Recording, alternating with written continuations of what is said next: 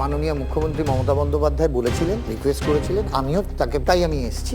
আমি সেই অপেক্ষায় আছি যেদিন আমি নির্ভর হব।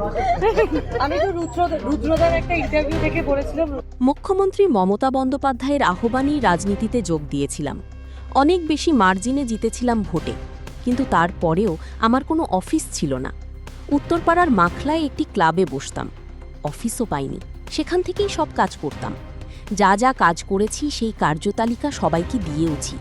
কার্যকাল শেষের আগে ওখানকার শীর্ষ নেতাদের মিষ্টি ব্যবহার, খারাপ ব্যবহার, অসহযোগিতা সবই তো পেয়েছি, কিন্তু মুখ বন্ধ করে রেখেছিলাম যাতে দলীয় কোন্দল সামনে না আসে।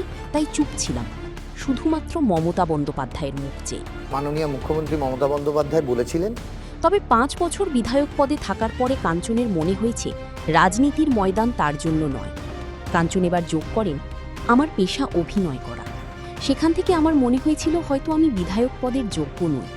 30 বছর ধরে অভিনয় করছি, অভিনয় পেশায় আমি হয়তো কিঞ্চিত দক্ষ, তাই অবশ্যই এই রাজনীতি ছাড়ার সিদ্ধান্ত সঠিক বলেই আমার মনে হয়েছে। আর আমি রাজনীতির ময়দানে যখন কাজ করতে গিয়েছিলাম তখন এত গোষ্ঠীদ্বন্দ্ব এবং এত ব্যক্তিগত আক্রমণের শিকার হব সেটা ভাবতে পারিনি।